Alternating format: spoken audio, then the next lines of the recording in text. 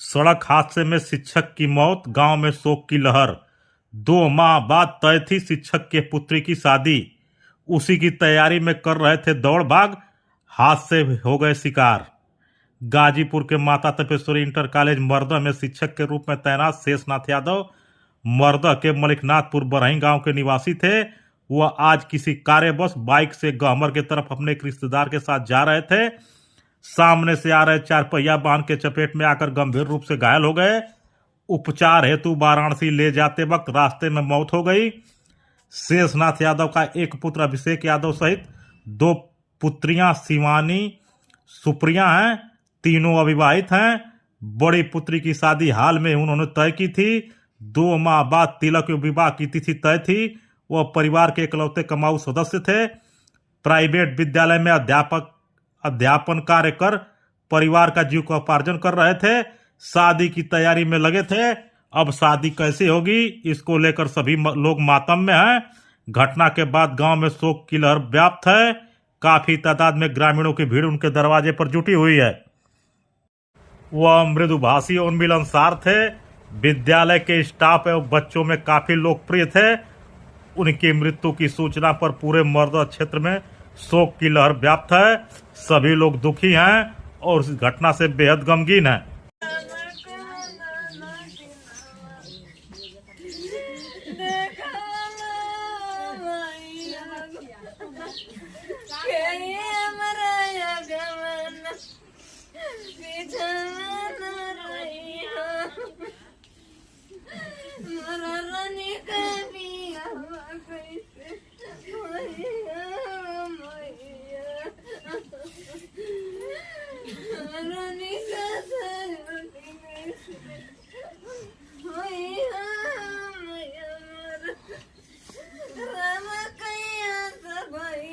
एक सड़क दुर्घटना हुई है जो मलिकनाथपुर बरही आपके गांव के निवासी हैं शेषनाथ यादव जी, अध्यापक, इनकी मृत्यु हो गई है। कैसे घटना है, क्या हुआ है? ये घटना ये अपने निजी मोटरसाइकिल वाहन से ये जा रहे थे बक्सर बिहार।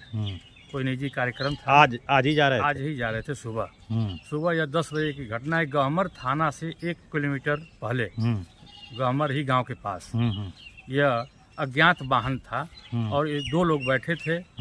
एक इनका नाम शेषनाथ यादव है, मास्टर साहब, जो माता तपेश्वरी इंटर कॉलेज में शिक्षक थे। उम्र कितना लगभग थी इनकी? उम्र लगभग 52-53 साल थी। और ये दूसरे कौन थे? ये दूसरे थे अशोक यादव, मनोज यादव थे। उनके साढ़ू थे, रिश्तेदार थे। हाँ, रिश्तेदार थे, साढ़ू थे।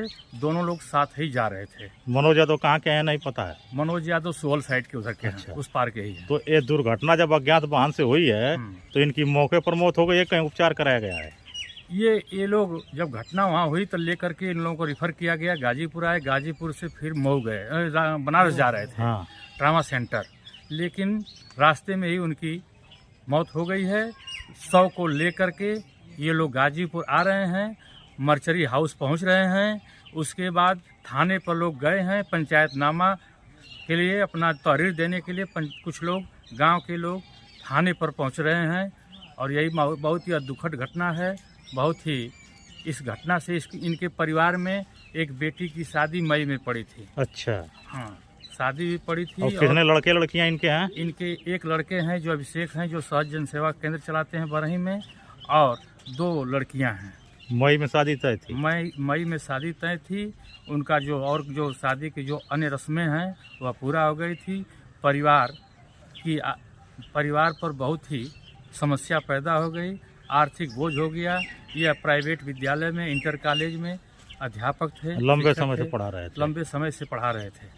और जो इनके साथ में इनके रिश्तेदार घायल हैं, उनकी क्या स्थिति है? वो भी घायल हैं, उनको भी चोट आई है।